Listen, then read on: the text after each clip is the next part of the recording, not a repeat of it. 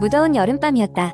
나는 친구들과 함께 시원한 곳에서 하루를 마무리하기 위해 근처에 있는 한 산장에 묵기로 했다. 그 산장은 사용하는 사람이 거의 없어서 유명한 캠핑 장소는 아니었지만 그 환상적인 경치와 고요함 때문에 몇몇 사람들에게는 잘 알려진 장소였다. 우리는 해가 지기 전에 산장에 도착했다.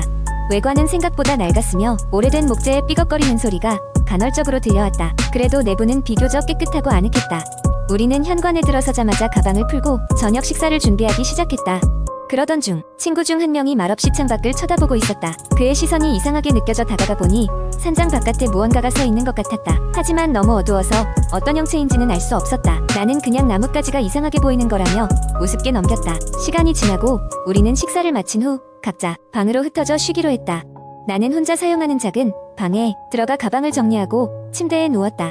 그런데 갑자기 문 밖에서 이상한 소리가 들려왔다. 마치 누군가 복도를 천천히 걷는 소리 같았다. 나는 잠시 귀를 기울였지만 곧 소리는 사라졌다. 친구들 중 누군가 화장실에 간 것일 거라고 생각하고 다시 잠에 들었다. 깊은 잠에 빠져들기 시작할 때쯤 다시 그 소리가 들렸다. 이번에는 조금 더 명확하게 그리고 더 가까이에서 들리는 듯했다. 침대에 누운 채 몸을 돌리고 문틈 사이를 바라보니 희미하게 사람의 그림자가 비치고 있었다. 하지만 아무도 문을 열거나 노크하지 않았다. 나는 심장이 쿵쿵 뛰기 시작했고 침대에 꼼짝없이 누워 숨을 죽였다. 그림자는 움직이지 않고 그 자리에 계속 머물러 있었다. 나는 큰 용기를 내어 문 쪽으로 한 걸음 다가갔다. 그리고 손을 뻗어 문 손잡이를 잡으려는 순간 그림자가 사라졌다. 동시에 복도에 설치된 센서 등이 켜졌고 아무도 없었다. 나는 곧바로 방을 나와 친구들이 있는 방으로 달려갔다. 친구들은 왜 그러냐며 깜짝 놀라 나를 바라봤다. 나는 방금 있었던 일을 설명했고 친구들은 농담하지 말라며 웃었다.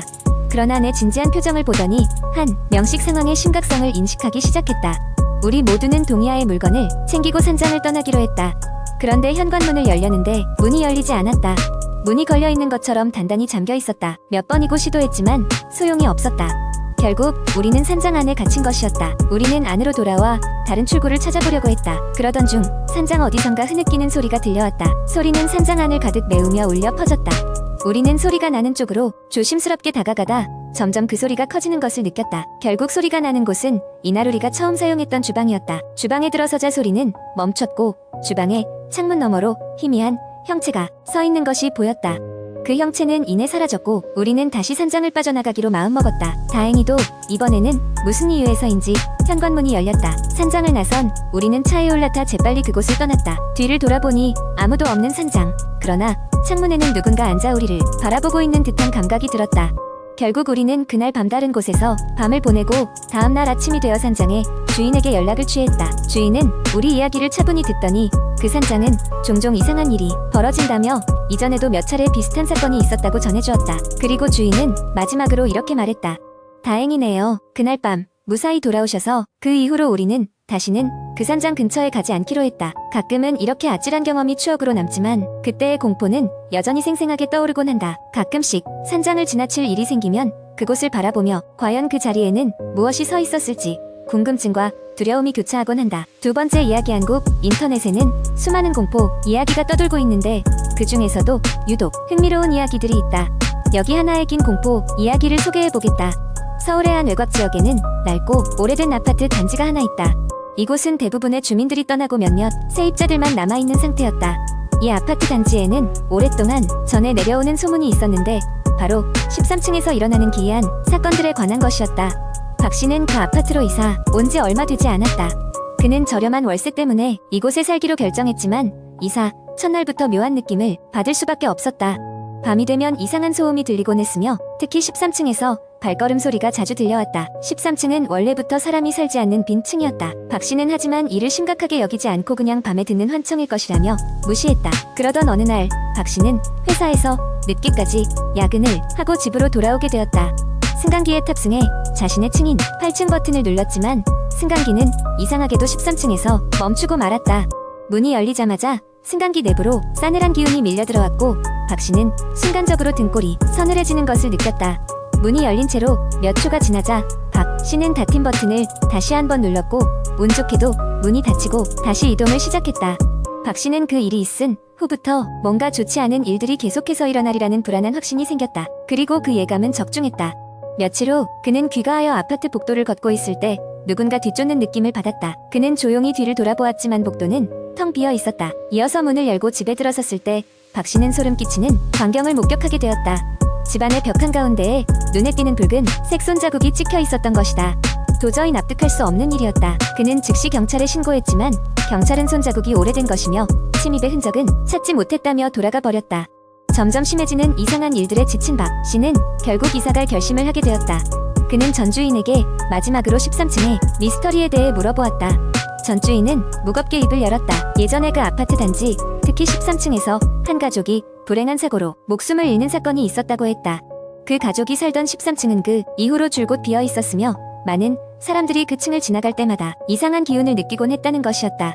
결국 박 씨는 그 아파트를 떠나고 말았다. 하지만 그는 그 후로도 가끔씩 꿈속에서 13층을 오르는 자신을 자주 보게 되었고 그곳에서 들려온 누군가의 낮고 슬픈 목소리에 계속 시달려야 했다. 이사한 지 꽤 오래 시간이 지났지만 그날 밤 13층에서 느꼈던 싸늘한 기운과 불길한 느낌은 그의 기억 속에 지워지지 않는 상처로 남아있다. 지금도 간혹 그 아파트에 대한 이야기가 인터넷에 올라오곤 한다. 그리고 그곳의 13층은 여전히 비어있으며 그 층을 지날 때 이상한 소리를 들었다고 주장하는 사람들이 여전히 존재한다. 아무도 그 아파트가 다시 번성할 수 있을 것이라 생각하지 않지만 그 미스터리는 여전히 해결되지 않은 채로 남아 숙제로 남아있다. 세 번째 이야기. 어느 작은 마을의 가장자리에는 버려진 채 오래된 폐가가 하나 있었다.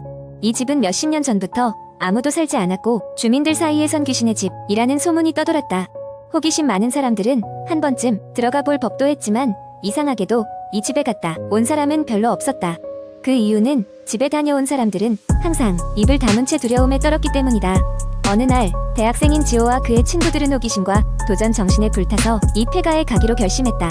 그들은 집에 들어가기 위해 기타 장비와 손전등, 간식 등을 챙기고 해가 질 무렵 마을을 출발했다. 집에 도착하자마자 그들은 집의 외관만으로도 괴상한 분위기를 느꼈다. 바람이 불지도 않았는데 낡은 나무 문이 삐걱대며 혼자서 열리고 닫히고 있었다. 하지만 그들의 호기심은 두려움을 이겼고 결국 지호와 친구들은 집 안으로 들어갔다. 집 안은 여러 해 동안 방치되어 먼지와 거미줄이 가득했다. 벽에는 오래된 사진들이 걸려 있었다. 그 사진들에는 이 집에 살았던 옛 가족의 모습이 담겨 있었고 그들의 무표정한 얼굴이 섬뜩하게 느껴졌다. 방을 조사하던 중 지호의 친구 중 한 명이 집의 구석에서 오래된 일기장을 발견했다. 일기장에는 낯선 글씨체로 집에 살았던 사람의 일상이 차근차근 기록되어 있었다. 그러나 일기의 뒷부분으로 갈수록 그 사람의 정신 상태가 점점 불안정해지는 것 같았다. 그들이 나를 지켜보고 있다라는 문장이 점점 빈번히 등장했고 마지막 몇 페이지는 난해한 그림과 알 수 없는 기호로 가득 차 있었다. 이상함을 느꼈지만 지호는 대수롭지 않게 여기고 집 내부 탐험을 계속하기로 했다. 하지만 시간이 흐르면서 그들은 자꾸 이상한 소리를 듣기 시작했다. 누군가 속삭이는 듯한 소리, 그리고 발걸음 소리가 그들의 주위를 맴돌았다. 그들은 소리의 원인을 찾으려 했지만 아무것도 찾을 수 없었다. 긴장감이 점점 고조되는 가운데 한 명의 친구가 갑자기 사라졌다. 모두들 그를 찾아 집안을 뒤졌으나 이상하게도 그 친구는 온데간데 없이 사라져 있었다. 공포에 질린 나머지 친구들은 서둘러 집을 빠져나왔고 밖에 나와보니 실종된 친구가 조금 전까지 그들과 함께 있었던 것처럼 나타났다. 그는 아무 기억도 나지 않는다고 했다. 집을 떠난 후 지호는 계속해서 악몽에 시달렸다. 꿈속에서 그는 항상 그 오래된 집에 있었고 알 수 없는 존재가 그를 따라다니며 무언가를 속삭였다. 친구들도 마찬가지로 이상한 경험을 했고 그들 중 한 명은 심지어 무당을 찾아가 그 일을 털어놓을 정도였다. 무당은 두려운 얼굴로 그들에게 말했다. 그 집은 오래전 비극이 있었던 곳입니다. 그곳의 영혼들이 아직도 그곳에 머물러 있습니다. 그들을 건드리지 않는 것이 상책입니다.